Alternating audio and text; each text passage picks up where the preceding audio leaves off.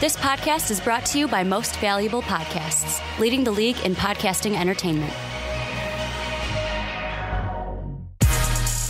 Welcome, ladies and gentlemen, boys and girls, children of all ages. This is a Fast Break Podcast. I'm your host, Sean Anderson. Alongside me, as always, is Ricky Widmer. What's up, guys? And Dave Oster. Hey, everybody. And today, we are going to be recapping Game 1 and talking about if the Cleveland Cavaliers can be pulling the upset on the Golden State Warriors. We're also going to be jumping in and talking about the Bryan Colangelo, burner accounts, and seeing what the future for the 76ers is if he gets fired or when he gets fired, because it's looking like it's closing in on Bryan Colangelo's time in Philadelphia. Then we're going to be talking about the Celtics trading up for Mo Bamba. Should it happen? All of that here on the Fast Break Podcast. Before we do that, on your one-stop shop for all NBA news and discussion. First up, check out patreon.com/MostValuablePodcast. If you want to be on a podcast, be on a segment, pick the segment, head over to patreon.com/MostValuablePodcast. Check out that $10 tier. Also, check out MostValuablePodcast.com. I did some writing for a job interview or resume, and you can check it out. It's How Does Luka Doncic Fit on the Chicago Bulls? If you want to check that out over on MostValuablePodcast.com. You could also check out our gear if you want to buy an MVP shirt. And also, if you're listening on iTunes, rate us 5 stars, both the Onside Kick. Why do I always say both? The Onside Kick, the Fast Break, the Primetime Podcast, the Ricky Jotty Podcast, and also if you're on YouTube, check out the Outcast. Buzz and Juice put out a great podcast every single week. But boys, we got to talk about it. Game 1 just got done. LeBron James put up 51 points. J.R. Smith made one of the biggest boneheaded plays we've ever seen, and the Cavs should have won that game. But again, we can go through every blown call by the refs. We can go through J.R. Smith grabbing the offensive board and pulling it out. Plain and simple, the Cavs lost. Warriors are up 1-0. Ricky, I'm going to go to you first. Okay. Can the Cavs still pull off the upset, or was that the nail in the coffin, losing Game 1 the way they did? Now, the thing that, with me, I kind of want to say, can they?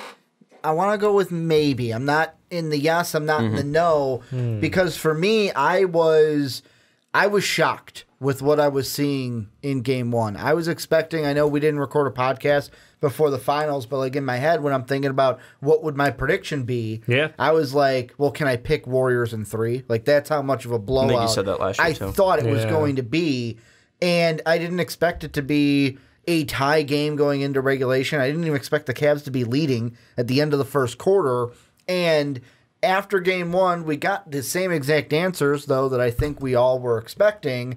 This Cavs team, is only going to go as far as LeBron James takes them. Well, and one thing, too, is not only was I wasn't really shocked that they were leading by after 1, but I was shocked that even after the third quarter Warriors went off to start that third quarter, that Cleveland got right back into the game, and that even the fourth quarter. Back in. Well, yeah, but even even when LeBron was out, they went on a couple runs. So I mean, it wasn't even when LeBron was off, they didn't they weren't killing it. I say a team effort. Yeah, LeBron was a -2 when even throughout the whole game. I mean, again, obviously they lost the game, and he was on the 10-point blowout side in OT, but still the Cavs weren't bad when LeBron was off the floor. But the thing that was just surprising, that even going into the fourth quarter, it was as close as it was, and it felt like Cleveland still had the momentum to pull it off. And then, Dave, we get down to the last 3 minutes, and all hell breaks loose. Bad foul calls, no calls made, and the clear JR move. Can the Cavs come back in this one? Yeah, I absolutely believe they can. What they showed in Game 1 is that they have a game plan, at least, to how to efficiently get at the Warriors. They had a bunch of open looks throughout the game. They didn't convert on them, which is kind of one of their biggest problems, is when you miss wide open threes, you're not doing yourself any service. That's exactly how the Rockets lost, was missing open threes. We saw it again. It seems interesting that the Warriors are willing to give them the shots, though. I'm wondering now, is this a trend? Is this just the Warriors' perimeter defense? They're not so concerned, even though teams have good sharpshooters out there. They're just like, we'll roll with the odds. Well, I think the biggest thing, and it feels weird because I feel like they can't pull it off. And I've been the one that's, before the playoffs started, I picked the Cavs to win. And before, we like you said, Ricky, we didn't pick up, our predictions, but I probably would have said Golden State in 7 or 6. I still felt like Cleveland had a shot, but the way they lost with J.R. Smith, grabbing the offensive board, not putting it back up, even if he missed it, even if he got fouled, and even if he missed those 2 foul shots, even if they'd still went into overtime, it would have been a different story because Golden State wouldn't have that ammunition of, all right, giving the game to you. I mean, that's a deflating way to lose. Cleveland wasn't focused because they're focusing on the fact that they should have won, and Golden State's feeling like they have a brand new life. So that overtime could have been completely different. Golden State might have won, but it might have been closer than what we saw. The way that they lost was absolutely demoralizing, and I think the one thing, too, is we saw Golden State back off on the shooters, and obviously, them grabbing the boards like that because they were getting beat up on the offensive boards and just boards all around. I think 19 offensive boards for Cleveland. But whenever Golden State was able to take a defensive board, they were running back immediately, and Cleveland had no way to stop them in transition. Like, their transition D was absolutely horrid in game one, and seeing the momentum they took into overtime, and seeing the fact that, again, Klay, Steph, and KD all had 24 points in that game, and they might be getting Andre Iguodala back. I think this was the game that Cleveland needed to win, and the fact that they lost it the way they did is just taking the wins out of their sails. Maybe they go to 6, maybe it goes to 7, but I don't think Cleveland's able to pull it off because that game, I think, is going to be the turning point, and it's game one. Game one's pretty much the decider in my mind that I don't think Cleveland can come back, even with LeBron James having heroic efforts, even if they're starting to hit their open threes. I just don't see it possible because I think Golden State just got enough ammunition and enough motivation to win this game solely off of game one. Well, and I mean, you said it. Andre Iguodala is the big question mark because game 2 is going to be, to me, the most crucial of the series for the Cavs and the Warriors, but more so for the Cavs because how do you overcome just everything that happened at the end? The J.R. Smith incident happened, and then even in overtime, it was like the Warriors took over, and it was all Warriors from there on out. Yeah, there was a little bit of the Golden Warriors State didn't becoming miss, the Cleveland Warriors, missed every single shot. But also, I feel like that moment just shook the Cavs. And will that be the same thing coming out of the... Because, yeah, LeBron gets 2 days. He gets Friday, Saturday, and then plays on Sunday. But also, you give Andre Iguodala that time to rest up. And I know everyone is like, oh, well, why are we calling him the LeBron stopper? But... the thing I look at is Sean, I can hear the eyes roll back. No, the more important thing is I'm not calling him a LeBron stopper. Is the last time Andre Iguodala played, this team was up 2-1, probably wouldn't have went to Game 7 against the Rockets, and he's a big reason why that series went to 7 and will be a big help to the Warriors. I'm not rolling it saying LeBron stopper. I mean, we've seen Andre Iguodala be a great defender against LeBron James. I'm not saying that. And I'm not saying that, again, maybe LeBron goes below 40 points per game when Andre Iguodala comes back. But the thing that was yesterday, it wasn't the fact that KD couldn't stop him, Draymond couldn't stop him. They were switching so much, and Steph ended up on LeBron pretty much every single play of the last 3 minutes of that game. And the Warriors don't want that. Well, clearly not. Yeah. Why would you want the mismatch of just height and weight right there? And then also the fact that Steph can't guard LeBron because he's quicker, faster, better, and stronger than Steph is, at least defensively, offensively. But that's the crazy thing is LeBron wasn't using the size to his advantage. He wasn't backing him down over and over. It was more so him trying to beat him and create shots. And like you said, Steph is quick enough to stick with somebody. One thing that somebody said,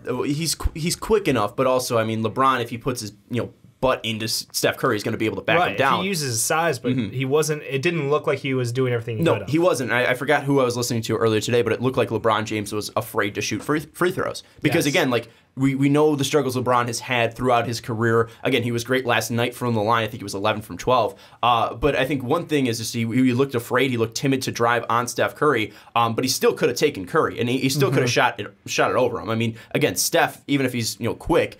I'm still taking LeBron James offensively to defensively. But the one thing I want to bring up is, is Golden State going to change their game plan when Iggy comes back to make sure that Steph isn't switched on to Bron? Because that was the biggest thing. It wasn't really the matchups that Bron had, but it was just the fact that they kept switching to Steph. Is that going to change, Dave? Do you think that's going to be something that Golden State goes in, or is it just going to keep switching and keep their defense the same way it was? So they're going to keep switching. I don't think that's their defensive plan, but because they're going to keep switching, I think you're still going to see more matchups of Iguodala and LeBron than Steph. It's not switching just to switch; it's switching with purpose, and that's the thing to keep in mind when you have someone like Iguodala, who obviously we've seen this matchup enough times because it's been a rematch for the last 3 years. But like you see this happen, and remember, I know it's way back now, but when Iggy hurt his back in that final series, that was the and one how much that changed the game. I think that you have Iggy. I know he's a couple years older now, but if you have him coming back and well rested now, there's a very serious chance that he can be a huge defensive contributor. Because he doesn't need to on the offensive end. He just needs to focus completely on the defensive end, making sure those switches he clamps down on LeBron. And the thing I want to bring up is, because I wanted to jump in on going back to like the Steph LeBron thing. Yeah. To me, and I think this will piss off Sean a little bit. I'm not trying to, but I think it will. The biggest moment of the game for me was 7.7 seconds left in the game. You've got LeBron top of the key, guarded by who? Steph Curry. Now, looking at when I looked at it full speed, my first thing is, and of course I was kind of GOAT debate, kind of to bait you in with that, but my whole thing was just with LeBron. I'm like, why are you 7.7 seconds left? You're down by 1. Why are you not trying to create, get the final shot? Why are you standing there with the ball out like this? Where to me, if I'm Steph Curry, as soon as LeBron put that ball, I'm like, okay, he's getting ready to drive. Then he's just standing there, and I'm like, why are you looking to pass? You're LeBron James. You should be. That's what LeBron James does. But what I'm saying is, at that moment, best player in the world, put the team on your back, win the game for your team. However, looking back after when I looked at the replay, the good thing that the Warriors did defensively that I didn't see when it was going full speed was you had George Hill and JR on the wings to the side. That means Durant and Draymond were right at the elbow. So it's like, you know what? I'm going to drive, and if I do drive, I'm going to have to kick it out to a shooter. I would have preferred that over what we saw with LeBron just trying to So you didn't like the pass. fact that he passed it to an open George Hill who got fouled and then went to the line for 2 when George Hill, I think, career is above an 80% free throw shooter. You didn't like the fact that he was giving George Hill 2 free throws when they needed 2 points to win the game. The free throws, we didn't know that was going to happen. Like that wasn't like LeBron was setting it up. Going to do there. LeBron saw the contact that was happening. George Hill had the cut on him. It wasn't like it was a bad play. It was clear what happened. LeBron James fired a bullet because he saw the contact that was being created by George Hill. So that's why the pass happened. And the thing with LeBron is that was a smart play because you're sending George Hill to the line. Yes, maybe LeBron doesn't have that alpha male in him, but if you win game 1, it doesn't matter who hits the game-winning shots. It doesn't matter how you win. If you escape Golden State with a victory in Oakland in game 1, it doesn't matter how you win. It doesn't matter if you're the alpha dog. It doesn't matter how it's going to affect the GOAT debate because that's going to help you win a championship, which is going to help you more for the GOAT debate instead of hitting the shot over Steph Curry or driving and then dishing it out. I'm not even bringing in the GOAT debate. I'm just saying. Like, what's the point of shot, this? The fact that he didn't take the final shot? Is that what you're saying? Not even just the final shot. I wanted to see more of an assertive LeBron of like, all right, I am going to either try to drive. Him firing a 90-mile-per-hour fastball to George Hill isn't assertive enough? No, I wanted to see him drive in, either cause contact, go to the line, or So you just wanted LeBron to do it? No. Find a way to, he drives, Clay then comes in. I want Kyle Korver in the corner taking that shot over anyone else on this team besides LeBron. So why would you take a lower percentage shot? Why would you take a 37% shot from Kyle Korver in the corner when you have 2 80% shots in George Hill at the line? It makes absolutely no sense what you're saying. Because what I'm saying... It makes no sense about what you're saying is for winning the basketball game. It doesn't matter. When LeBron's at the top of the key and his hand's out like this, you're telling me LeBron James told the future and like, we're going to go to the line for 2 shots. He saw the contact. It was clear what was happening. No. George Hill had the cut going to the bucket, and he had the lead on him. So either the pass was going to hit George Hill, and George Hill was going to get fouled from behind, I am going up with the shot, before the cut even happens. When everyone's just standing there, and he's just standing there with the ball in his hand. So you want him to drive with 7.7 seconds left? Not exactly 7.7, but I wanted to see LeBron put the team on his back, and I'm going to take the final shot because I am this team. We talk about it all the time where it's like, LeBron's the team, put the team on your back. Again, the question that I was asking, you just wasted 3 minutes on this podcast, was the fact that you wanted LeBron to take the final shot. Yes, I did. In that moment, game on the line, I'm putting it on you because you don't have Kyrie to take it. It doesn't, again, what the point I'm trying to make is, and where you're not coming back with an argument or coming back because it's stupid,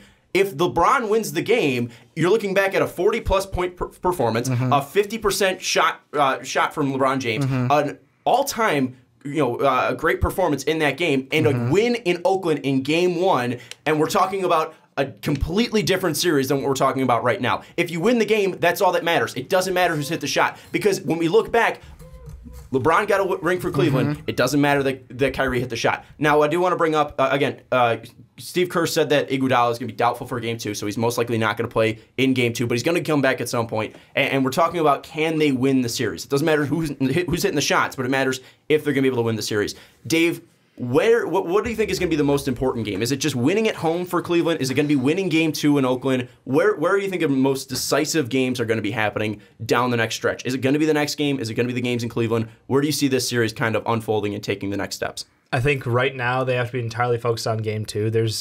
any chance that they can get to win in Oakland early in this series, the better chance you'll have. Because if they don't win in Oakland, you have to defend home court 100% because it turns into like back-to-back. It's like, okay, the next game up is always the most important game, period. I know you're saying like pick a game, but to be honest, when it comes down to it, if they don't win game 2, you have to win home court and you still have to win a game in Oakland. And now you're looking at it going, all right, do we have the momentum with us? Are we gonna, if we falter at home, now we're completely screwed. Like, you have to be all in towards the next game. And knowing that you now saw the flaws in Golden State, knowing that you're like, look, if we're one stupid mistake, one missed call, one bad call away from taking this as a advantage us going home, let's do it. We got this in the bag. We can do this. Well, like, Ricky, it should be a huge momentum for them. Even though they lost, they still have a huge pile of positives to take away, knowing we didn't shoot our best, but we still had a shot. We still had all these opportunities to win this game. And Ricky, one thing that I want to build off what Dave said is, obviously you got to protect home court, and you want to win a game as early in Oakland as you possibly can. Well, let's look at that Boston series. It pretty much happened that way. They lost 2 in Boston, defended home court, were undefeated there, and then had to win in Boston in Game 7. Can that happen for Cleveland, or do they have to get a win early?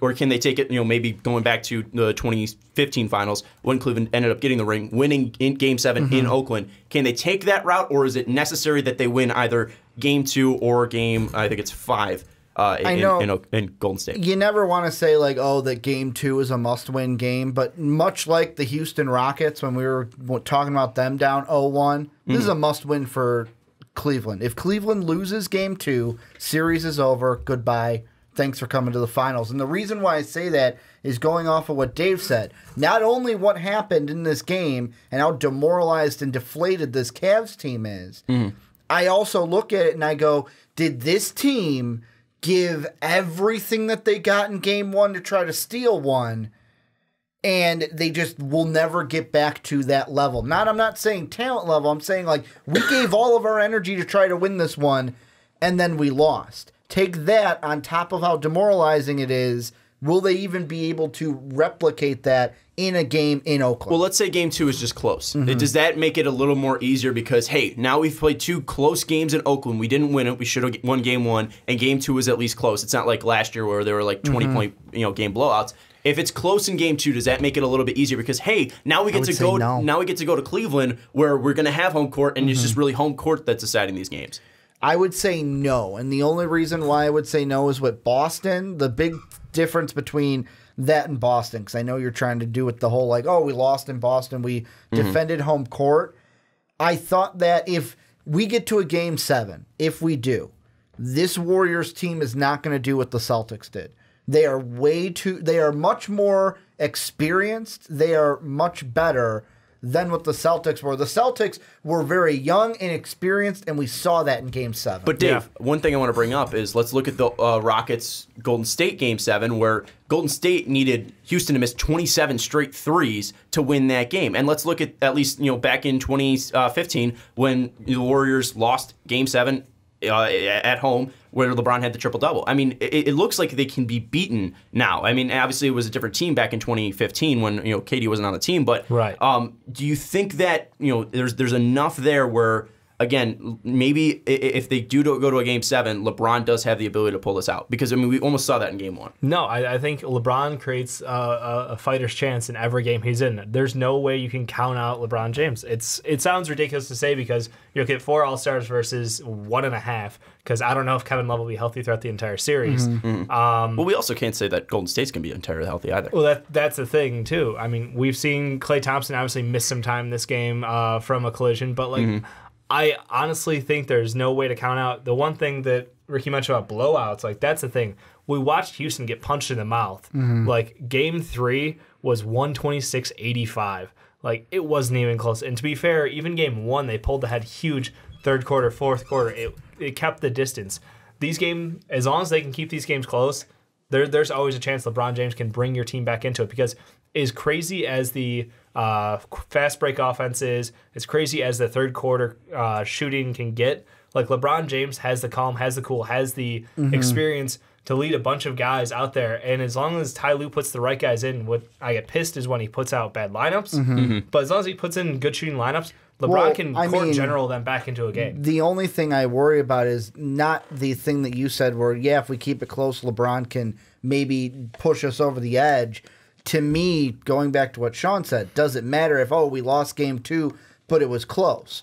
I would say no, because in the end, you lost the game, and I wonder if you're expending as much energy as you did in game 1 to lose close, then you're down 2-0, then you're down 3-0. When does that, on this team, not LeBron, the entire team, take its toll, and the rest of the team besides LeBron goes, we can't do Hasn't Golden State given the same amount of energy? I mean, you had to fight without Clay for pretty much, I think, the rest of the first quarter until he came back in the second quarter. You still had to play the same amount of minutes that the Cleveland Cavaliers did. You still had to fight back being down at halftime. You had to still fight back even down late in the fourth quarter. And yes, OT looked like a breeze for Golden State, but I mean, they still expended the same amount of energy and just played a 7-game series. From watching the game, it looked like the Cavaliers had a different gear and were, I don't want to say giving it more, but because they were the underdog coming in, because the cards are stacked against them, it felt like they were working harder and had the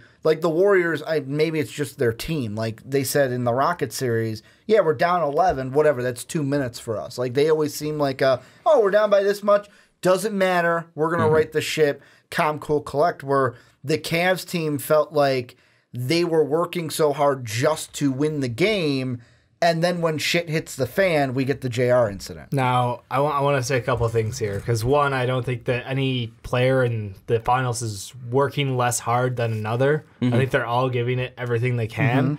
I think the sense of urgency is what you're seeing, and the not panic is the word, but like everybody's trying as hard as they can.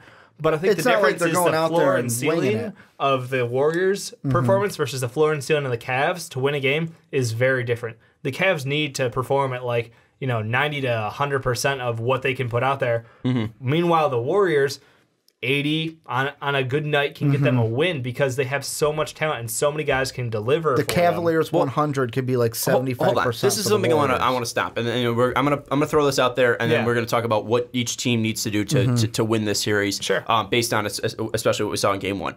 I understand what you're saying, that the Cavs, it looked like the Cavs played their best game, and it looks like Golden State, weren't even at their best, pretty much. It didn't look like Golden State was firing at 100%, and they still won this game, and it looked like the Cavs were giving it their all, like Ricky was alluding to, where, and they didn't even win this game. Like, the Cavs gave as much as they did, and, Golden State, didn't even try that much, and they still won the game. I still feel like the word Cavs, try is wrong. Sorry. Well, yeah. I mean, like, the Cavs, like, again, the Cavs didn't play their best basketball, and the Warriors didn't play their best, is what we're trying to allude to. But I disagree with that because, as Banana Shamrock, a great name on Reddit, pointed out, this is the first time in over 4 months, January 25th, that Clay, Curry, and Durant all scored 24-plus points. The Cavs, as a team, took 20 wide-open three-pointers, defenders 6+ feet away, and made just 6 of them. That's only 30%. The Cavs' 3 best three-point shooters, Korver, JR, and Love, combined for 4 of 17 from 3, 23%. That's obviously going to change throughout this series. The Warriors' non-All-Star cast, everyone but Clay, Dre, Curry, KD, went 14 of 20. I mean, again, remember the JaVale McGee to start the third quarter. He went off. So, I mean, that's not going to happen. There's no way that you're going to see that performance again, 70% from the cast around it. I mean, is JaVale McGee going to have the same quarter that he did to start the third quarter? No. The guy got rejected by the rim with no one around him. And then the Cavs supporting cast, everybody but Love and LeBron, went 16 of 47 from the field, 34%, which is garbage. I mean, that's horrible right there. And we saw Tristan Thompson miss a couple easy ones. Jeff Green wasn't that great last night. So, again, like, looking at the numbers and even on the floor, it looked like the Cavs were trying harder. Or it looks like the Cavs were at least the sense of urgency. The urgency was more. But again, they didn't play that great of basketball. So maybe when they do go to Cleveland, the pressure's off a little bit and they can relax. We saw that in the Boston series. So that's what I'm alluding to. So looking at what happened in Game 1, what do the Cavs need to do for the rest of the games to win this series? What changes do they need to make in their game plan from Game 1 to the rest of the series? I'm not going to go real... And obviously it's going to change game from game, but at I'm least not going to go in based off depth of anything. Mine is simple. Defend home court, hope you can get a Jeff Green game for one of the games in Oakland, because that's the only way I see the Cavaliers winning this. If they defend their home court like they did against Boston, because we have seen now for 8 games, the story has been the same. The Cavalier role players don't play that well. I'm not saying everyone didn't play well yesterday, but like you said, some of the numbers were not as good as they could have been. Don't play well on the road, play a lot better at home, except for that Game 7 where we had the Jeff Green performance. They need a performance like that in Oakland while defending home court. That's plain and simple. Either for the Cavs or Warriors, what do these teams need to do to really put on the pressure and make sure they win the series, Dave? Yeah, we're going to need some more hot sauce out of Kyle. I'll be honest, like he's one of the guys who I love to watch out there, but at the same time, I know because of matchups, Ty Lue doesn't keep him in the game long enough. Even if he's having a good night, like last night he was only 1 of 3, still a plus 10 on the floor. Like I get it, it's the crew you're out there with and it's the situation, but still, he's someone who you want to keep engaged in the game. He's someone who, if you get him started hot early, you keep rolling with him. He takes minutes away from other guys because he keeps you at the same pace as the Warriors. He can knock down threes just as easily as they can. But is his defense a liability because he's not the best defensive player? And against the Warriors. It depends on the matchup on the Warriors because if you're going out there with someone where you can hide him on Draymond Green on the outside, if Draymond's playing outside by the 3-point line, I was shocked he hit that 3 in overtime. He had a couple. He's missed so many. 2 big ones. Yeah, but he's missed so many of these playoffs. And that's the thing. He was 2 out of 5 from the 3 from behind the arc.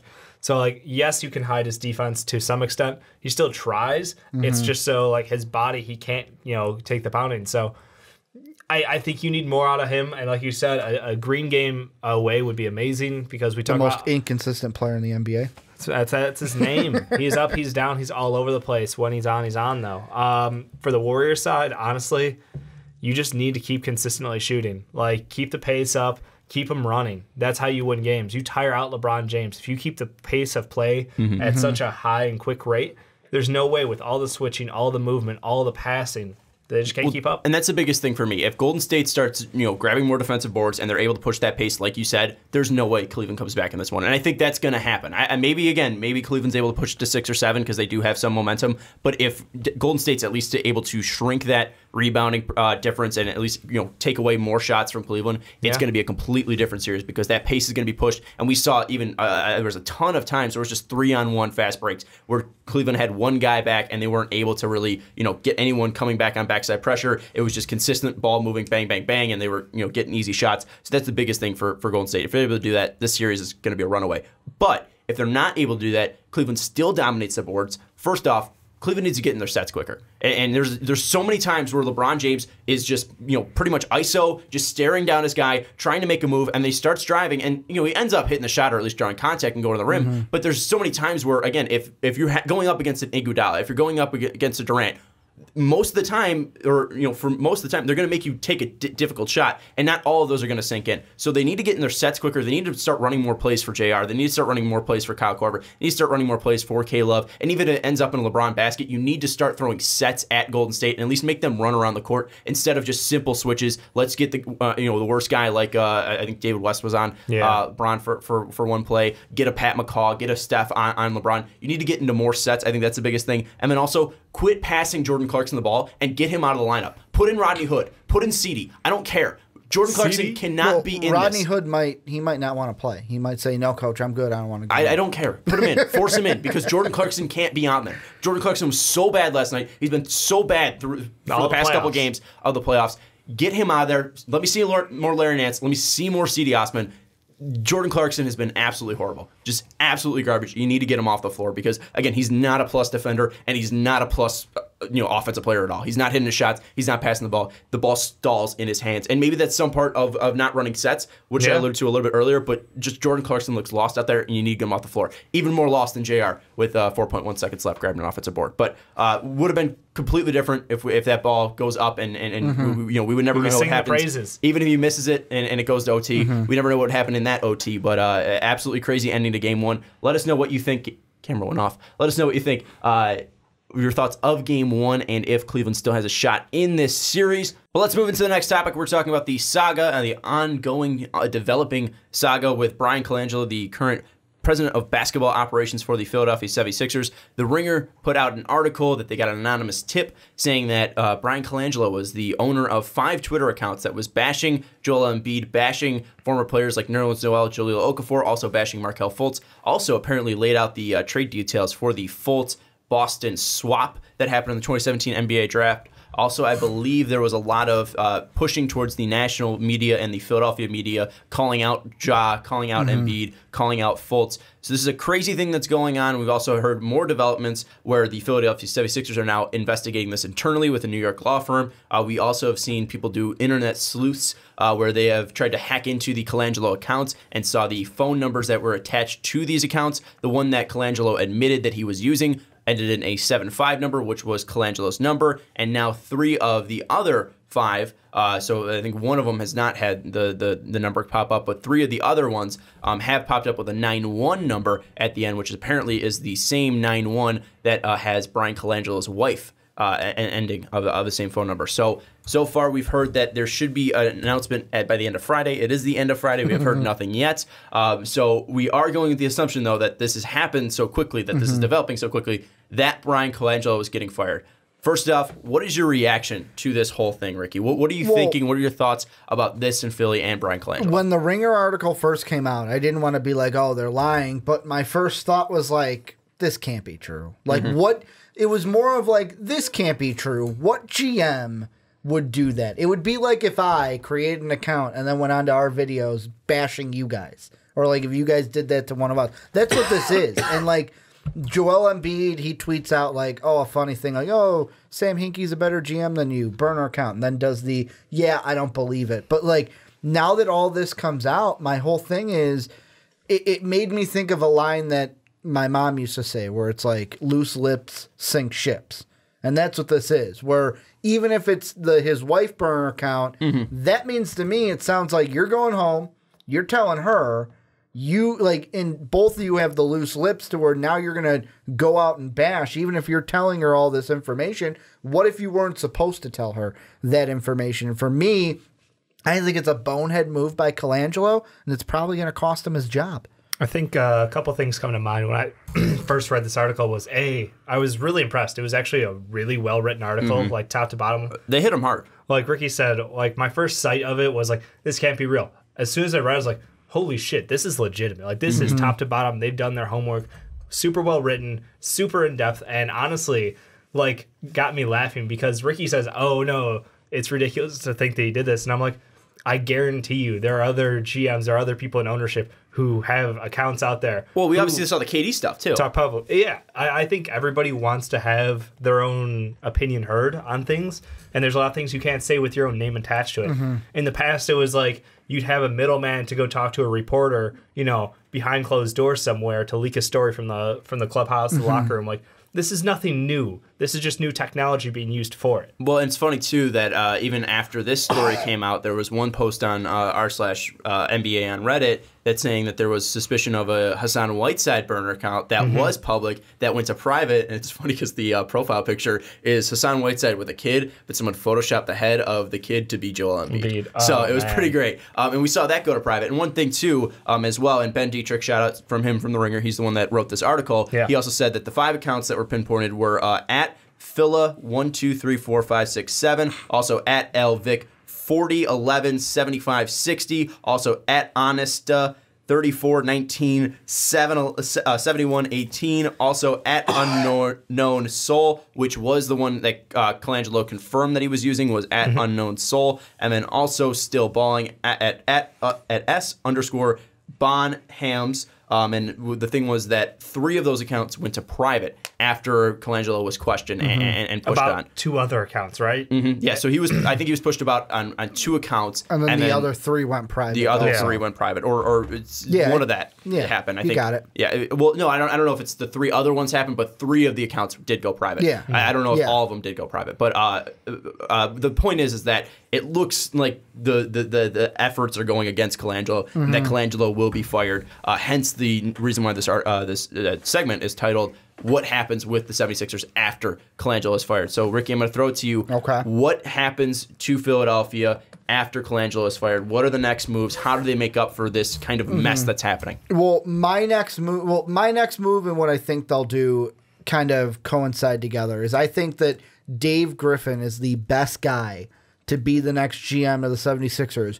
You can bring him in, and he's a well-known GM, did great work in Cleveland, helped him win a championship. Then you also have the side of why I think they should do it and why I would do it. Your biggest goal this offseason is to bag LeBron James. How do you bag LeBron James and get him in a Philly uniform? You hire his former GM, make him feel comfortable. Well, and Dave, before we go into the LeBron James, David Griffin rabbit hole, I do want to bring up that also Colangelo was bashing current Raptors president Masai, where Colangelo was the former GM, and then also he was bashing former Sixers GM Sam Hinkie. And I know you love Hinkie. I know you love trust the process. What do you think, though? How does this look for the league? Because obviously this is horrible. Yeah. Silver's pissed off. This is taken away from the finals. And obviously we see the whole thing where Hinkie was forced out. They brought in Colangelo while Hinkie was still the GM. And then they push Hinkie out right away once the season's over and Colangelo takes a spot. So how does this look for the league where the owners were pushing for Hinkie out and now they push a guy in Colangelo who is now getting fired for toxic,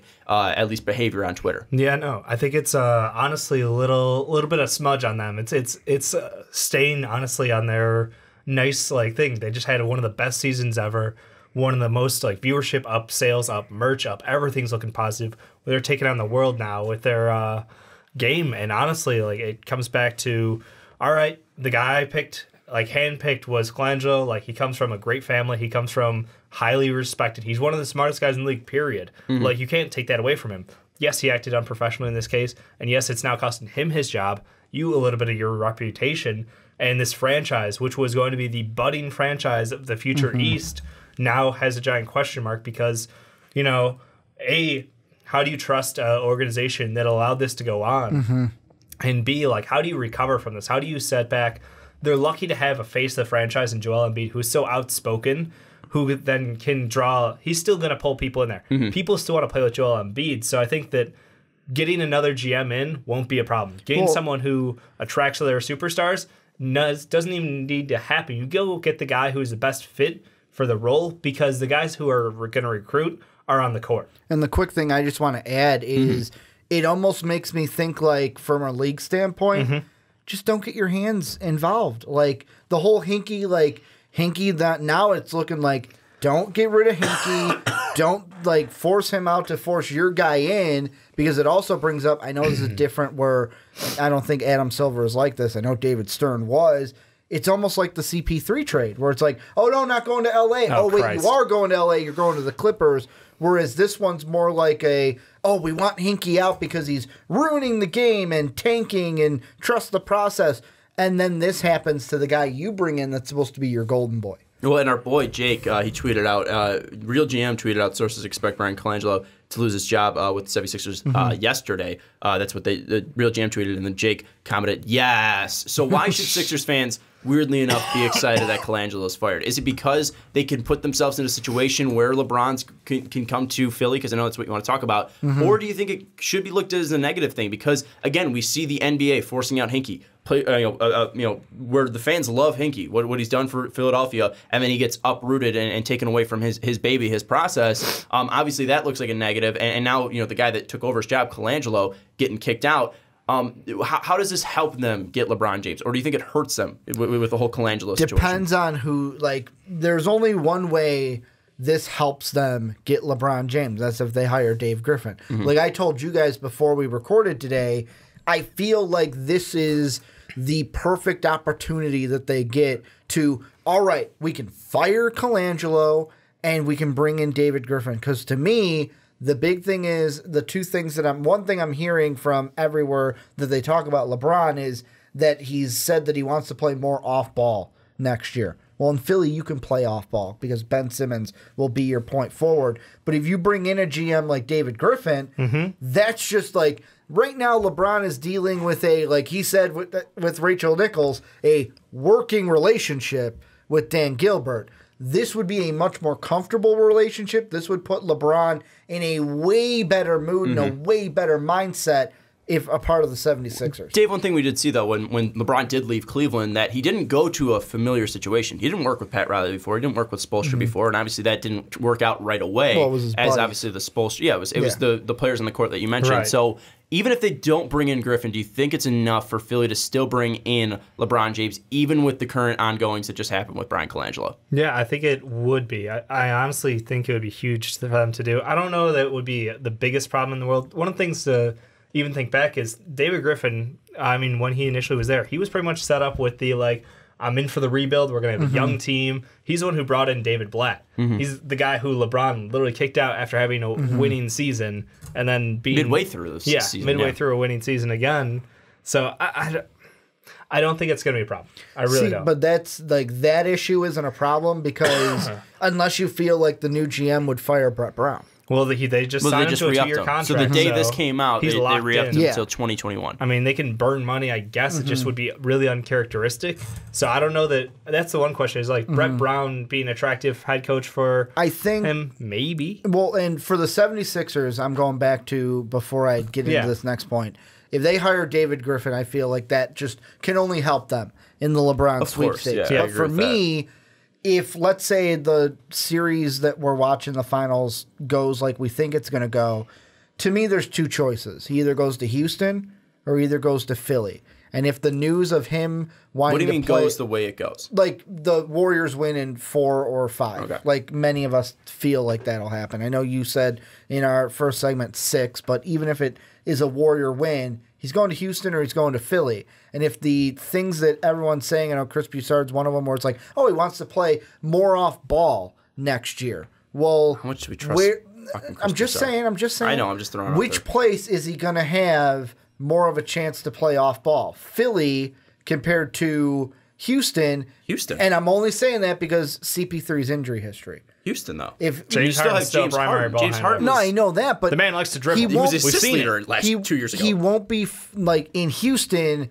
He's gonna have to handle the ball more so than he may want to. I'm not saying it's I disagree with that. I'm not saying it would go against him, but I'm saying Philly might be the better choice if that's really what he wants. I disagree with that. I You think have 2 point guards out on the floor in CP3 and James Harden, where even if you do have Ben Simmons out there, you have Ben Simmons, but he's worse than Chris Paul and James Harden. Sorry, I know you had him in your top 10, but I feel that, weirdly enough, Ben Simmons is worse than James Harden and Chris Paul. And also, even then, you look at, even if Chris Paul's injured, you still have a guy that LeBron James does like in Chris Paul, one of his buddies, and also you still have James Harden to fall back on. What's the fallback plan if Ben Simmons gets injured? We've seen him get injured before. We've seen Joel Embiid get injured before. Yeah. I think it might be safer for, at least if he does want to play off ball, I think it might be safer if he does go to Houston because, again, we saw that Houston had great success against Golden State, one of the only teams to take this team to 7 games. And now you're adding LeBron James, who just scored 51 points on this team, and he can do that off ball. So I think, especially with what just happened with Bryan Colangelo, that stink that's happening, and this team possibly being too young, I think this move and what Colangelo's done might shift the needle towards CP3, James Harden, and Houston. Dave, what are your thoughts on that? Yeah, I completely agree. I think the team outlook really fits well for Houston. For Philly, I think that it's almost like a lie to himself. He says he wants to play off ball. Well, guess what? Like you said, Ben Simmons is their only point guard. Markelle Fultz is still a question mark. Who knows what's going to happen if signing LeBron turns into a sacrifice the future, trade Fultz and something for Kawhi, pull out all the stops. And your backup's TJ. Exactly. Even though we love him, I mean, is that the quality of a facilitator to help LeBron James play off ball? No. So that's the thing. LeBron will never be an outside, spot up 3-point shooter. That's just not who he is. He dominates through ball in his hands. Yes, he could play second fiddle to someone, but I don't think that he'll truly ever get to that point. I think the Houston match fits really well. And go ahead. No, you finish yours. I was going to. And for the 76ers, don't say well then. For the 76ers, it comes down to even fit for me. This is a team that, yes, they gutted out their team, and they're literally mid-season pickups saved them in a playoff run between Bellinelli and Ersan Ilyasova. Those were 2 guys they got for nothing in mid-season. If they can get contract friendly between those 2 and JJ Redick, yes, then you have another team. But like Sean said, Joel Embiid's injury history says I shouldn't trust that team. So I'm still leaning towards the Rockets. The thing that I was just going to say is I don't want to get anything twisted. I think that the Rockets are, to me, LeBrockets will probably happen. But I mean, thing is... So that's even if they hire Griffin? Yeah. Well, I think that the Griffin hire can only help them. Yeah, so I'm saying. Yeah. Even with Griffin help... But do you think it puts them over the Rockets? If I was putting my money on it, I would say the Rockets because the Rockets came these close to beating the Warriors. Mm-hmm. Well, and I think one thing I was just going to add on and with is LeBron, they would. You look at the three future guys in Philadelphia, Ben Simmons hurt his first year. Joel Embiid has been hurt for his first 2 years and has been hurt, in the 2 years he has played. And even Markelle Fultz as well, where he's been injured as well. So you don't know who's going to be on the floor. With the Rockets as well, but it's only one with CP3. But also CP3 is his buddy. Yeah, like I know. CP3, and I understand that Ben Simmons comes from the same agency, but it's different where LeBron and CP3 have made that bond. Mm-hmm. Yes, CP3 might not be on the floor, but he also is playing with one of his buds. It's like D-Wade Part 2. No, exactly, and it's in a better situation where Chris Paul is going to be able to help this team out more. And also, Chris Paul is... And no offense to Ben Simmons, Joel Embiid, or Markelle Fultz. I'm not trying to bash these guys by saying this, but CP3 is more motivated than those guys. CP3's been in the league. He knows his time's running up. We saw this in the last game. To the finals. Exactly. He literally carried Harden out of horrible performances. We saw this in the playoffs where he was able to take over, and I don't think, like Ben Simmons showed in the playoffs this year, not able to take over. Markelle Fultz wasn't playing in the playoffs. And we look at Joel Embiid. He wasn't fantastic. I mean, he made some boneheaded mistakes. And he's still going to have to get over that hump where CP3 is motivated. Yes, he might not be there. He might have an injury, but also that's one guy compared to three. And also you have a more motivated, veteran, skilled player in CP3 over Ben Simmons, Joel Embiid, and Markelle Fultz. So I think one thing is with the 76ers is I think this massively hurts them because if Colangelo was there, you have a sense of stability. You have a sense of, all right, we're building towards something. We have the 10th pick. We're going to be adding on something to this team. Maybe we even go out and get a Kawhi Leonard. And we have a GM that has made so far moves to help this team, like bring in Ilyasova, like bring in Bellinelli, like sign J.J. Redick and make sure he was on our team. I think that would have helped it because it shows stability. We just re-signed Brett Brown to a contract 2021, and now you have Colangelo now being on the rocks, being fired. You see the instability in the players. I think the cracks are now showing in this Philly team where maybe this Philly team wasn't ready. They over-succeeded, and now these expectations are being thrown through the roof where, hey, if we get LeBron, now we're going to be an NBA Finals team where if they don't get LeBron, where's this team going to end up playoff-wise? Because, yes, Ben Simmons was fantastic last year. Joel Embiid, when he was healthy, was fantastic. But also, this team needed a 15-game winning streak to put them where they were in the playoffs. It's like they're not going to drop out of the playoff standings. No, but I'm saying that this team needed a crazy end to the season to put them where they were in the seed at a 3 seed. If this team was a 7 seed going up against Boston, would this be the same? Would this team be going as far as they did in the playoffs? Would this team being, you picked them to go to the finals? Yeah. If they didn't have that end of the year run, would they be in the situation where they were this year? So with Houston, I think it's more of a stable situation because you look at Daryl Morey. This guy has made great move after great move. Minus Ryan Anderson. Minus Ryan Anderson. Mike Could D'Antoni. Get rid of that with a sign and trade for LeBron. Mike D'Antoni is a guy that's proven that he's been able to win the playoffs before. He hasn't won a finals, but more than Brett Brown. So I look at Houston, and you just see stability. Where you look at at least the 76ers, and you see potential. Yeah. So I think the biggest thing is I think this severely damages Philadelphia's chances to get LeBron James. I think severely damages their ability to at least look like a stable organization. To piggyback off your point about how these teams can succeed going forward, we saw it off of the back of the stars in Houston. Yes, role players had games, but the stars it was incredible performances by James Harden, incredible performances by Chris Paul, and then you had role players after that. Meanwhile, on the Philadelphia 76ers, like I mentioned earlier, it was role players exceeding expectations left and right. Yes, Ben Simmons did a lot to get them there, but it was the role players shooting incredibly hot that got them through the playoffs or into the playoffs, and then as far as they made it in the playoffs. The only one as far as, guys, I'm sorry, if you're in the playoffs in the second round, and I'm counting on Marco Bellinelli making shots to get me through to the next round. Still did it. I mean, he did. Look, the man takes off-balance shots like he was born to do it. It's incredible. But my point being, that should not be your hope. And why you're winning games at that point, you should want to rely on the guys who can, force you to win games. And that's what LeBron James has with 2 other stable guys in Houston. And another thing, too, is, yes, they just re-signed Brett Brown, but what were a ton of Phillies fans saying after that series against Boston? They were saying fire him because he was getting out-coached, just getting torched by Brad Stevens, coming out of timeouts, coming out. The lineups were terrible. He didn't know how to keep the momentum of the game in pace. He subbed back in Ben Simmons to lose a game, basically. Like T.J. McConnell, again, another role player, having a phenomenal playoff performance. It was standalone to the series, but still, he was what was winning them the game in the series. And I was like, nah, I'm putting Ben back in. I'm gonna trust my guy. And what if Bron signs and they just they don't hit those expectations? What if Ben Simmons isn't ready to be the guy, to be the number 2 to LeBron James? That's a lot to ask for. It took Kevin Love years to do that. Kyrie wanted out because he didn't want to be doing that. Yes, maybe he wanted to be a number 1. Maybe it wasn't solely because he wanted to be the number 2 to LeBron. It's only a job for one man, D Wade.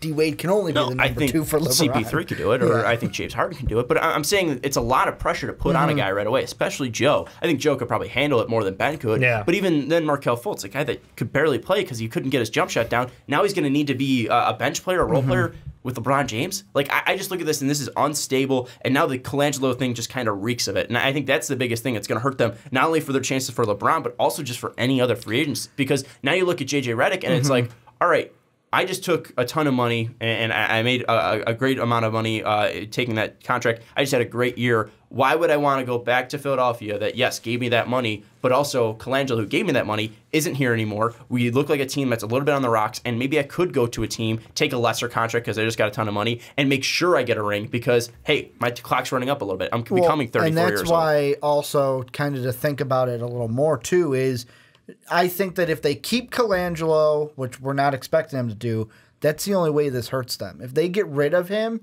then it's like it helps them, right, but I think this... we're wiping our hands clean. It's not going to be a complete turnover of like, oh, we forgot about it. But to me, it's who you bring in next. And the reason why I'm going to circle back to David Griffin has nothing to do with LeBron. You mentioned it, though. In Cleveland, he was all for the rebuild. What better way to bring in a guy who's already had that experience kind of rebuilding a team before LeBron kind of shot in the arm to it? Think about it, though. He did make the moves. He went out. LeBron wanted supporting cast, so he traded their number 1 pick in Wiggins to go get Kevin Love. He traded off pieces to go get J.R. Smith and Shump. Like he could do the same thing. Channing, he's not afraid to make moves to get things done, and I think that's what LeBron wants because LeBron did it himself, and that's the question is like, now that we see it happening without him there, I'm like, how much was David Griffin? How much was LeBron James influence? Remember, he's going to milk every ounce out of this team. For every good move, too, he's also made bad moves, like re-up Tristan Thompson to that deal. Re-up J.R. Smith. Again, like for every good move, there's bad moves to GMs. It's just how much can you bear. I just look at, again, like you look at the track record of Daryl Morey, you look at the track record of the Rockets.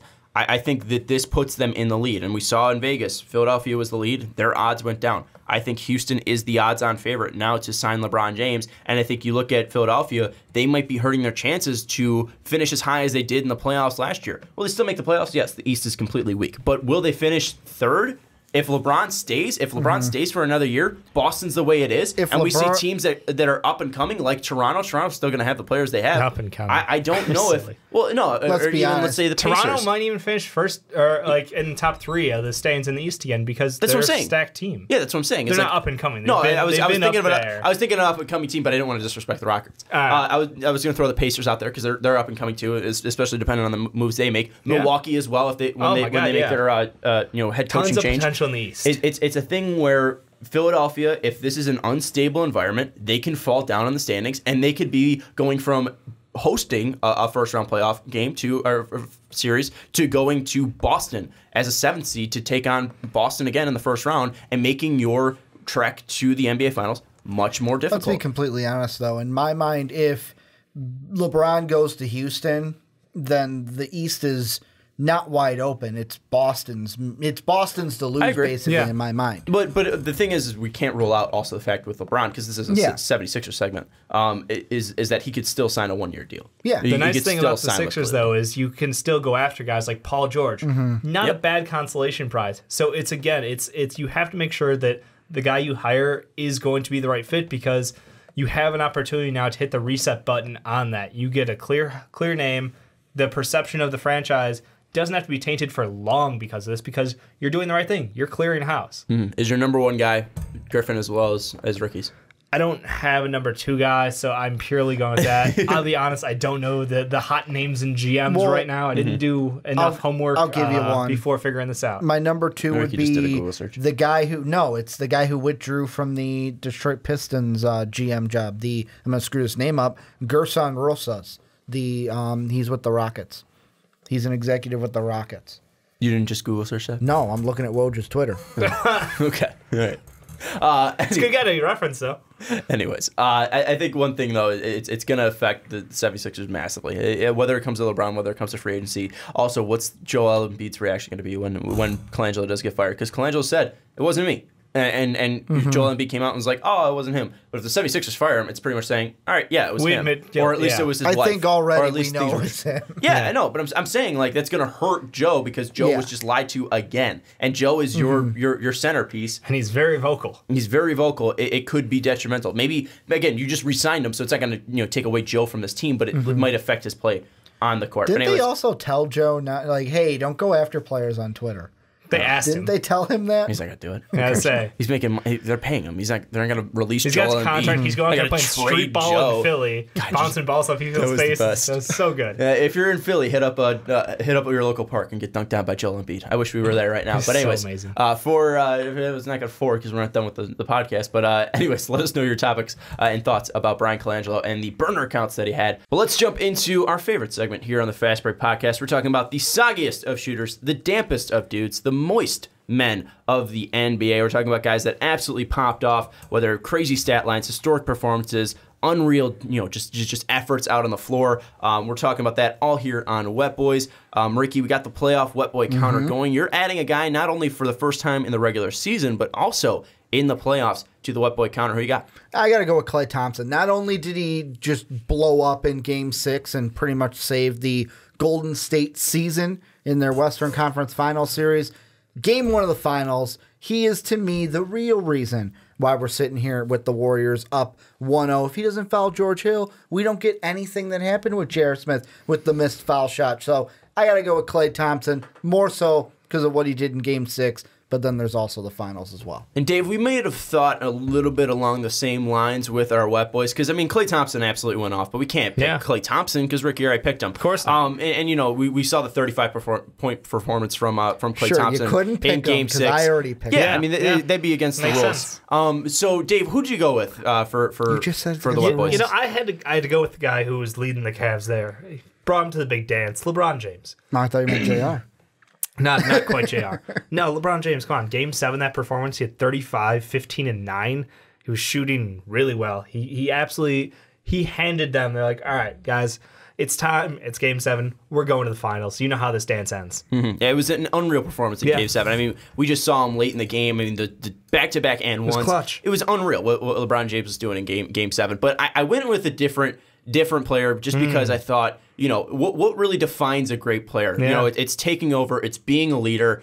And it was LeBron James' performances in Game 1. Because, LeBron James... But it's the same player. It's different, though, because his was on May 28th. Mine was on May 31st. It's completely different. Different thing along timelines. LeBron James, Game 1, 51 points, 8 total rebounds, 8 assists, 59% from the line. Talk about efficiency. Yeah. 43% from 3, and I think 11 of 12 from the free throw line. Absolutely unreal game from LeBron James. And should have won the game, too. That's his second best performance in the finals ever. And this is a 51-point performance again. Two pictures of LeBron. I just noticed the thumbnail. I know I'm cutting you off. Yeah, it's two different pictures of LeBron. You put two different pictures. He played on the road in both games, but it's two different LeBrons. It's two different LeBrons. So we have to put two different pictures.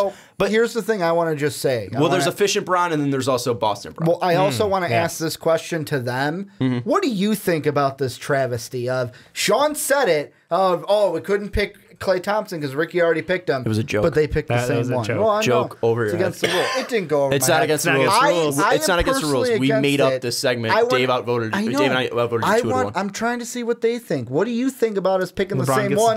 Or should we have 3 different ones? I think we should all have 3 different Wet Boys. I want to know what they think. And I just want to throw this out there since you're making your case, of course. So, it's got to be fair, Dave.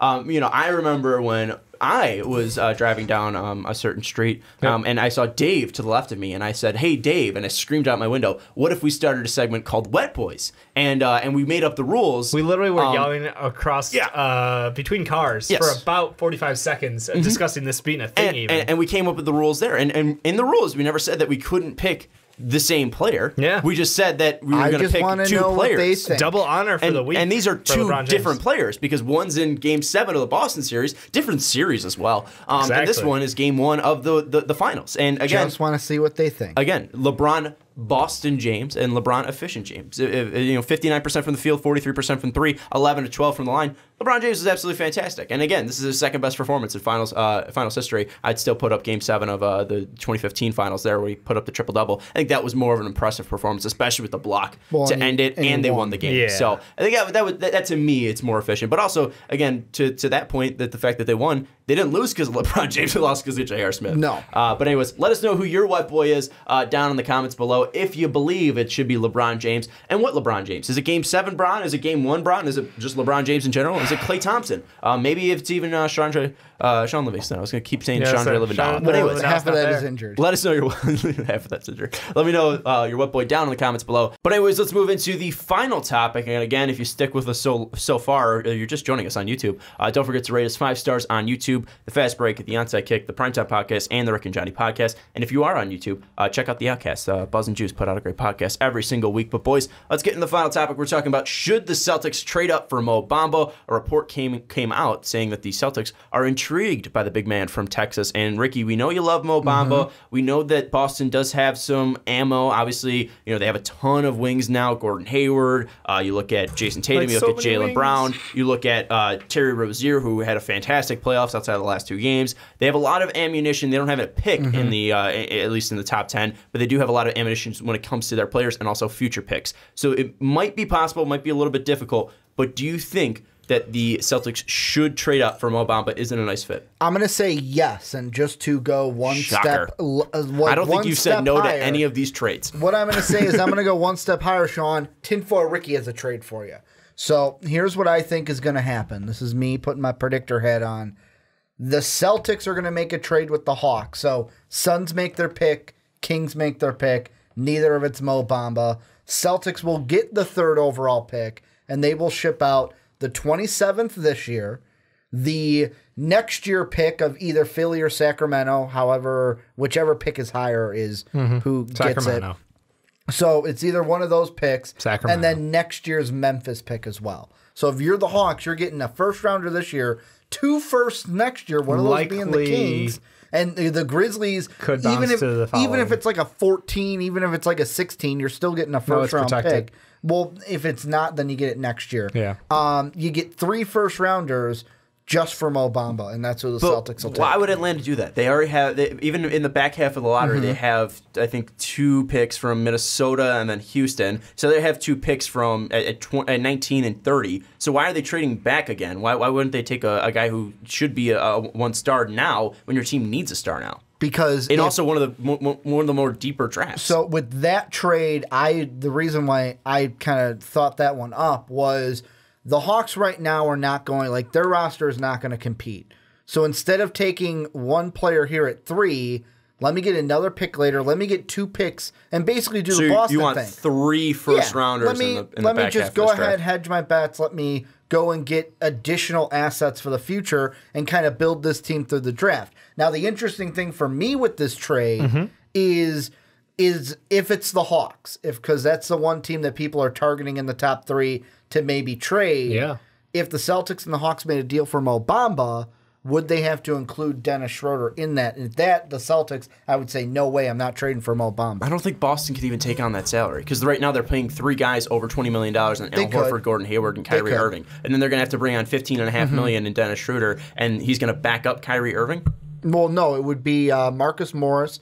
It would be Terry Rozier would be the 2 that you're looking to trade. So you're giving them and the picks for Rozier in the 3rd. Terry Rozier. Okay. Yeah. Marcus Morris. 3 future picks, and then Dennis Schroeder in the 3rd. Yeah, so it's basically the picks for the pick, and then if the Hawks wanted Schroeder in, all right, we'll give you Scary Terry and Marcus Morris. I'm not saying I would make that trade, but that's how it could work. Dave, would you do that? To me, it's like Scary Terry is the same age as Dennis. Nope. Thank you.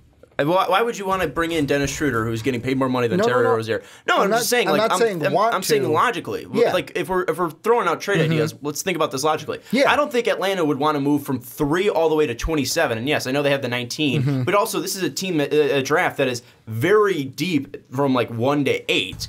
and then really thin where you're taking projects, especially outside of the lottery. Why so not why would trade they move back then to try to trade back up? Why give up the third pick when you just won it? You exactly. just won it in the lottery for a whole year. But and you're not going to be in this position next year, even if you have multiple shots with the future picks you're getting. What they could do, and this is why with the Hawks, why I look at this, you can this year use some of those later picks, like maybe the 27th and the 30th, maybe to move back up.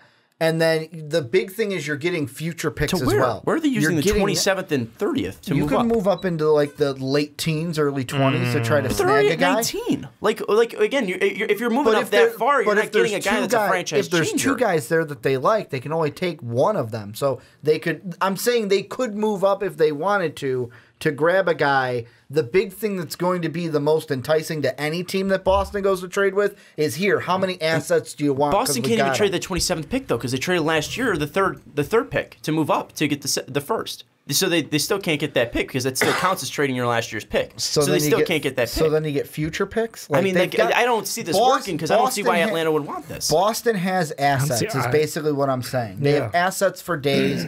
If I'm Boston, I'm trying to do whatever I can to try to get Mo Bamba because one of the biggest things... Why does Mo Bamba fit for them then? What's the biggest thing that Mo Bamba's going to bring to the Celtics team?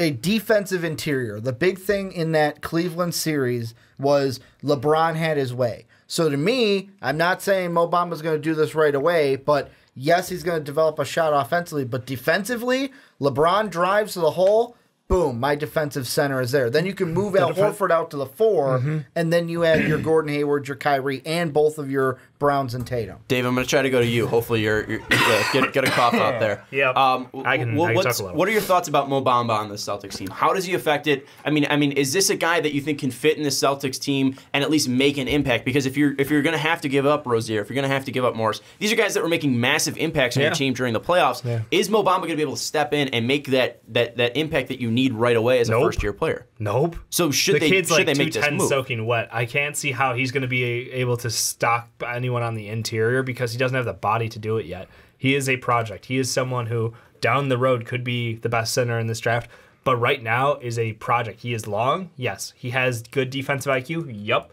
Does he have a shot? Nope. So you're telling me that we're going to go after... He has a shot. Not right now, he doesn't. He was 27% last year. He was a pretty decent free throw shooter, and he's been working on it a little bit. I mean, it's not Does like... he have a shot right now? Well, No. it's not like Ja bad, where Ja doesn't have a shot at all. I mean, it's Ja has a better shot than he does. It's... I don't know about that. I mean, it's in its... It's silky, smooth. It's in its early stages. He's going to have to develop it. He's not going to be an efficient shooter for a bit. My point being that he can't help you win now. So trading away two pieces in Terry Rozier and Marcus Morris does not make sense for this team. I think the trade of giving away your future is anti-Danny Ainge, first off. Secondly, I don't think, like you said, the Hawks mortgaging their best pick in years, their best chance at getting a superstar for this team, it doesn't seem likely to have.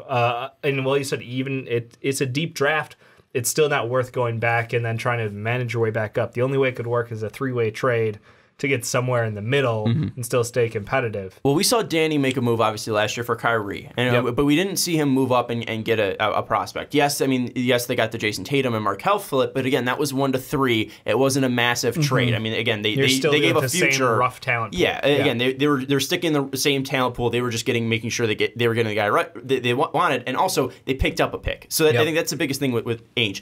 We haven't seen him move up and take a gamble on a guy. We've seen him move down, at least take a player.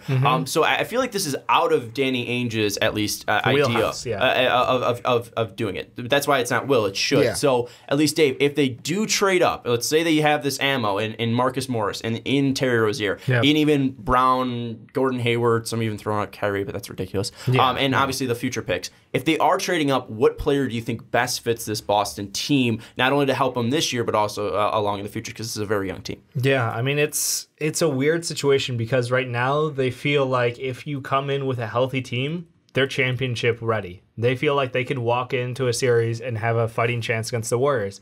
They should have every right to believe that after what everyone saw this year. Imagine Kyrie Irving's offense and Gordon Hayward able to run the court. I mean, that team would be so deep. And yes, their problem is still defense interior, but I'm not so worried about it that I'm going to go out and shell out for someone who is a project. There's no one right now at the top of that draft who I think could be a game changer in year one like Jason Tatum was for them this year. I think that the only guy who stands an outside chance is Jaren Jackson because of how NBA ready he is. And I don't even know that I would sacrifice, multiple years of picks to go up and get him at 3, 4, 5 range. See, but that's the thing. Like with this team, with where they are, and it kind of almost, in a way, reminds me of what I saw with my own team in the MLB, the Cubs, where we expected to win the World Series, but then boom, the year happens where we go and play the Mets. It's like, oh, maybe this is accelerated a little bit. I was watching Boston this year without Kyrie, without Gordon Hayward, and I'm like, these young players are accelerating the timeline to where we are getting to where you said they come in healthy and they're favorites. I think they're Eastern Conference favorites already. Like for next year, if LeBron James isn't on a team, if stay or go at Cleveland. But I mean, the thing that I would do if I'm the Celtics is the Marcus Morris, the Scary Terry trade. I would even not do that. I wouldn't move any players. But if I can take these picks to where, really, if I'm Boston, I'm not looking to develop a ton of players. At this point, I want to win now. So even if it's not next year for sure, if it's the year after or year 3, I will take these assets that I've kind of stockpiled and find some way to move up to get a guy like Mo Bamba at 3 or at 2 or at 4 or wherever you get him higher up than whatever player I'm going to get at 27. Why Mo? Why does Mo fit this Celtics team? Because for me, I feel like he is, to me, I've said it since the beginning, since like a little bit through of, I feel like 2 to 3 years in, we're going to be seeing and saying he's the best center of this draft. And the thing also that you got to think from maybe a Celtic perspective is who, when he's working on his shot now, who's he working with? The same guy that helped Jason Tatum. So, I mean, with that too of in there. Tatum's shot wasn't broken. No. I'm not saying it was broken. The trainer that he worked with coming into the draft. It's the same guy that helped Tatum with his shot. What I'm saying is Tatum's shot was already but what I'm pretty saying damn is smooth. He's working with the same guy. So Danny Ainge is probably sitting there too going, hey, I like this kid. He's working with the same guy that worked with Jason Tatum, and look what Jason Tatum has been. And even if he's not my starting center, I can develop him and I can take on one project on this team because of where our timeline is at. I get what you're saying, and this is just arguing for argument's sake, but I'm just saying, like, there's the same trainer that Jason Tatum worked with, but also there wasn't much to fix, and that's all I'm saying. It's just me to argue. Yeah. But what I do want to come to is it's kind of the idea of you're a kid in a candy stop, and you're let's say Elon Musk's kid. Yes, you can buy the whole candy store, but also you need to have some restraint. And yes, you might like a guy, you might like a Mo Bamba, you might like a Jaren Jackson Jr. like you mentioned, you might like a DeAndre Ayton, but also what's going to best help your team this year? And yes, maybe again, DeAndre Ayton, Mo Bamba, Jaren Jackson can help you in the future. But again, you're talking about a team and like the Cubs. That now has had their timeline accelerated to next year, where next year you should be in the NBA Finals. Maybe not win it, but at least be in the NBA Finals. And that's the expectation now for the team. And what did the Cubs do that year? All they did was pretty much plain and simple. They just got rid of Dexter Fowler and brought in Jason Hayward. I mean, there wasn't massive moves. They didn't change much. Didn't they get a closer? They also got Wade Davis. Chapman. We got rid of Dexter Fowler after we won the World Series. Yeah, okay. No. Yeah. No, because Jason Hayward was on the team. No, Jason Hayward was in the rain delay. Come on, buddy. Yeah, I know. Dexter Fowler was on the team, was he? Dexter Fowler got the contract after the World Series. Because he was our leadoff guy, but that's baseball. Anyways, what I was saying, though, is they added veterans. They added veterans to make their teams more solid. And kind of the debate, I know this is prospect to prospect, but I'm going to say it anyways. Yep. The whole thing of saying, like, oh, well, he's a rookie, he's not going to compete. Did we expect J-Tay to play like he did this year in the playoffs? Not to this level. I expect him to play, but like he stepped away. Did we expect him to play at that level? So maybe if Danny Ainge, who has already hit once and knows kind of how to pick the prospects, it seems of late, Jaylen Brown, who we all thought was going to be almost not bust, but close. No, we understand that Danny Ainge has been able to hit. I mean, even Terry Rozier. He picked Terry Rozier. Like again, we're not saying that he doesn't know quality prospects. He does. But again, it's how much does it cost to get you those prospects? Again, he picked Terry Rozier because Terry Rozier was available. Yeah. He traded down because he knew Jason Tatum was going to be available. Jaylen Brown was there for them to pick. So that's the one thing is, again, they were already in those positions. They're going to have to put themselves in the position now to go up and get Mo Bamba. And you're trading away a ton of capital to get one guy to bring him in. I don't think they should be trading him to get it because I don't think this is going to help your team next year. I think that's the biggest thing. Again, what did the Cubs go and do? Again, I know I screwed that up. Sorry, Cubs fans, and sorry, everybody, that I screwed around with it. I screwed up.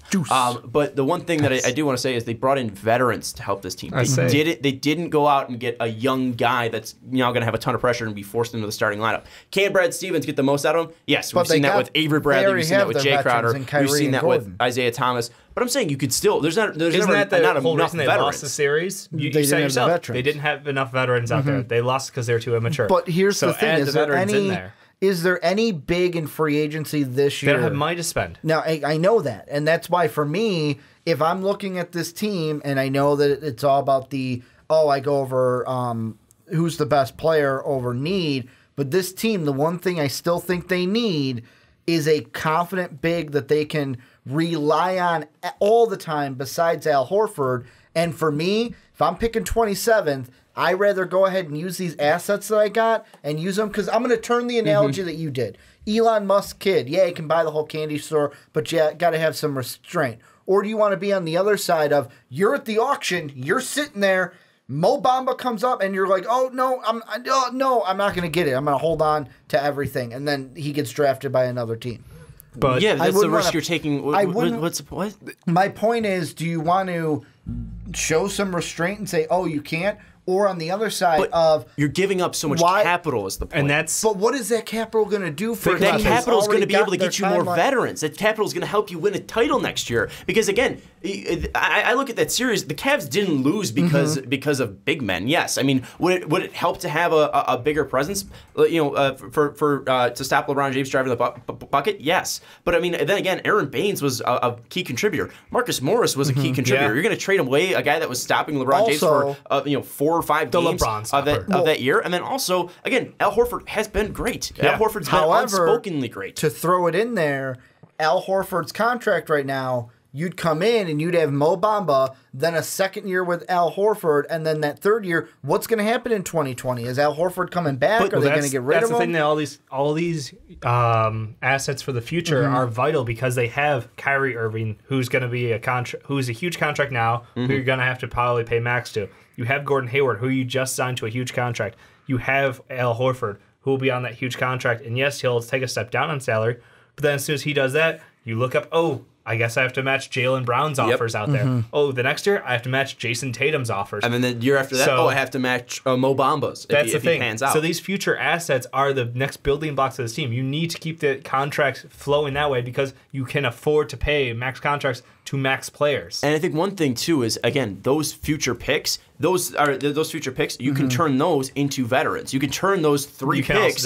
You can take those 3 picks and then turn them into veterans that are on a better contract. Hey, maybe the Clippers don't have that great of a year. Maybe Lou Will can come off and provide great scoring from you off the bench, and he's a veteran presence there. Maybe a Pat Bev is a guy that you can bring in, and Marcus Smart leaves, you can bring in a guy in Pat Bev who has a really nice contract. I mean, obviously if it's a 10th pick, you're not going to trade that for Pat Bev, but if that falls down a little bit, that's going to help you. And also, if we're talking about big men, you still have the 27th pick, and we still see guys late in the draft, and even guys that might be in the second round, that are big men that might be projects where you can develop. I mean, let's look at Brandon McCoy, a guy that's 7 feet tall, pretty damn athletic, long wingspan. He might be in that area where you can help build him up. He's going to be on a smaller contract than Mo Bamba will be as a rookie, and also probably demand less money than Mo Bamba will, and he's a guy that you could possibly take in and develop. Maybe you make a move to move up, and maybe not all the way to 3, but maybe a guy that you love, Mitchell Robinson, who's absolutely balled out, maybe you make a move up to get him and possibly, bring him on. Again, smaller contract, and maybe he's going to take more time to develop because he's a kid coming straight out of high school. Again, a year off. But he hasn't played in college, so I'm going to say straight out of high school.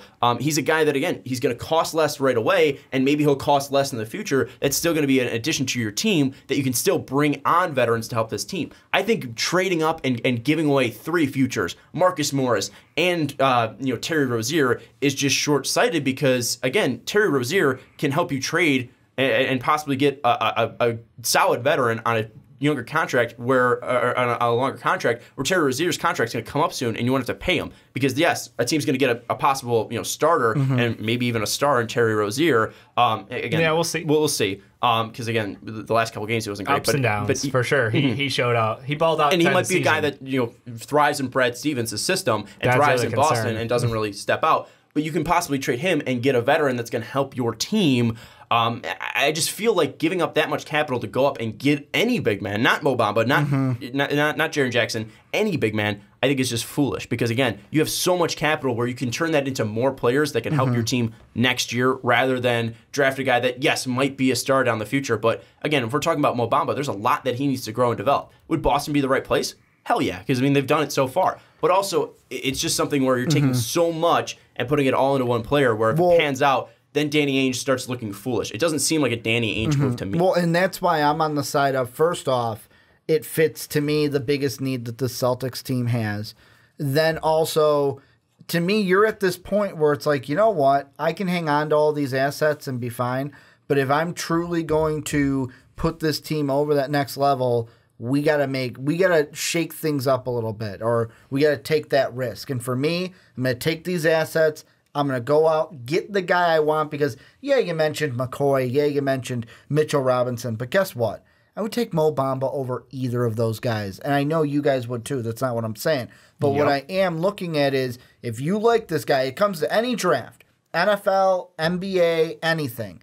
If you like a guy and you want a guy and you have the resources to get the guy, then go get the guy. But also you can make foolish mistakes. Even though the fact that you can go get the guy doesn't mean you should go get the guy. Yes, you can love a guy, but also you can let that guy go. Again, leveraging your future for one guy is not always the best answer. We talk about the Bears consistently going to get their guy. They went from 3 to 2. Like, they didn't mortgage their future. They made one step to move up. Did they get fleeced? Yes. But did they give up future first? No. They didn't fleece their future. They get rid of a couple thirds. Like, that wasn't a thing where you got your guy and you made sure you got your guy, but also that was a smart move because that's a quarterback. That's a pinnacle. Again, let's go to last year. Yeah. Danny Ainge. He made a move to go get his guy, but also he made smart moves to get a future pick and move down to get his guy. And the thing is, moving up to get your guy, it's going to take so much. And yes, you have the capital, but it's a stupid move. If I was a Boston fan right now, in Danny Ainge is what I would be saying, because any guy that if Danny Ainge likes the guy, if I'm a Boston fan, I'm sitting there going, must be good enough for me. Scary Terry is panned out. Jaylen Brown is panned out. Jason Tatum. Yes, there's one where, it could be a bust. But to be honest, I am looking at it with confidence for me and Danny Ainge. If Danny Ainge likes him, you have the ammo to do it. Why not go do it? I'm not doubting the fact that, again, Danny Ainge doesn't know how to pick him. He's shown and has a track record that he does. But I'm saying that he's also shown the track record that he knows how to make smart moves. And also, Danny Ainge showed the track record to get Kyrie Irving, who was already injured. Kyrie injured, who, again, already had this diagnosis and was, it was made known that he was going to need to get the surgery at some point. It's not major, but he was known to need to get the surgery, and he brought in Gordon Hayward, which again, it shows just the crazy possibilities of any injuries happening. First game goes down and snaps his ankle in half. I mean, that can happen to a Mo Bamba, especially with how thin he is. We don't know what can happen with these prospects. Yes, he might be picking the right guy, but something wrong might go wrong with Mo Bamba. He seems like a great kid. He seems like a kid with his head on his shoulders, but again, we don't know what can happen. Where with these 3 other picks, you can control what can happen. And yes, maybe you bring in a veteran that's just not going to live up. He's past his prime and he's old and broken down. Yeah, we're not saying he's going to get injured. Tyson Chandler, but. Yeah.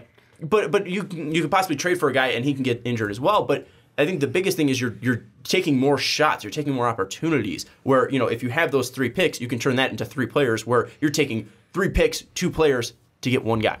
I think that's just a short-sighted move. Well, and even though if you have the long picture in frame that Mo Bamba's going to be a guy on our team for the next 15 years or 20, 10 years, whatever, it's still short-sighted in the fact that he's going to help us right now. Well, a guy with his length, a guy with his defensive ability, and because they have the assets.